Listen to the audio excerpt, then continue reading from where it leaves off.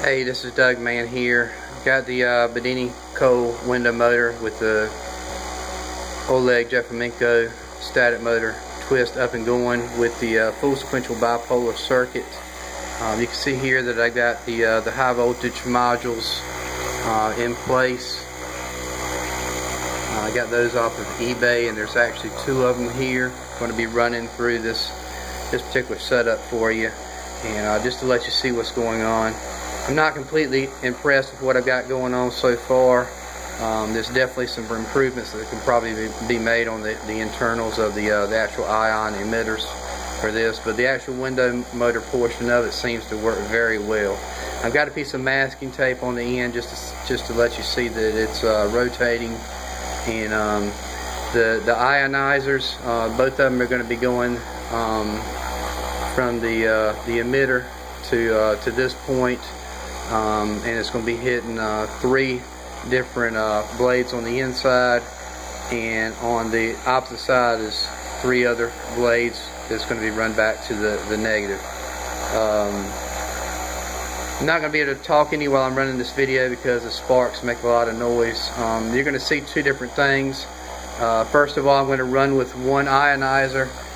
You probably won't see much there, and then I'm going to hook up 2 of the high voltage modules, and you should see a little internal sparking, and then I'm going to hook up the capacitor in between, and you'll see some sparking there.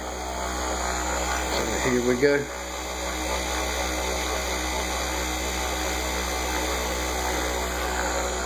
All right, that's with one of the high voltage components hooked up.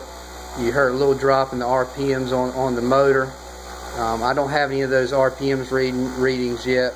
Maybe eventually down the road I'll get some. But I can imagine here we're doing close to 4,000 RPMs, and it probably stepped it down to about 3,900 there. That's with one of the modules hooked up. Don't see anything going on, but I can smell the ions coming from the motor. I'm going to hook up the second module at this time. You can see there, I'm going to hook the capacitor. And I've got some continuous sparking on the inside there that you can see. And I really don't want to leave that on there too long because I don't know what that'll do to the plastic. I can imagine it'll probably start melting it. From there, I'm going to hook up the capacitor. And these are 2 doorknob capacitors that rate about 45,000 volts. And there's 2 of them in series there. So you can see the arcs, it's arcing there at that gap, and then there are some arcs that pop off on the inside of the motor as well occasionally. If I open the gap up, you'll see some more consistent sparks inside of the motor. Don't really see much of an increase.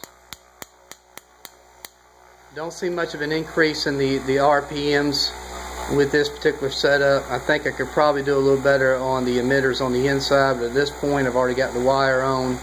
And if you're going to build one of these, you probably want to get that electrostatic portion set up the way you want prior. A good idea, if you already have a window motor, you can run one of those modules off the output of that onto your Bedini coal window motor with the electrostatic twist motor, and you can get that straight before you actually put your wire on, and that way you can actually see what's going on with that portion of it prior to getting the wire on. Now it may be working here, and the electromechanical energy, the pulse energy, may have a dominance here, and you're just not seeing the effects of the ions turning the motor. If I increase I could increase my resistance here from, I believe it's around 4,200. I can increase it up to 7,500, and I could get a sharper pulse on my trigger, which would increase the RPMs, and it would reduce the torque on this portion, and that may allow the ions to have more of an effect. But I haven't experimented that far with it. I just wanted to show here what I actually had going on. If anybody has any questions as far as this build and maybe some suggestions, feel free to post that on Energy Science Forum. That's where this motor is being discussed. But that's all I have at this time. Thanks for watching.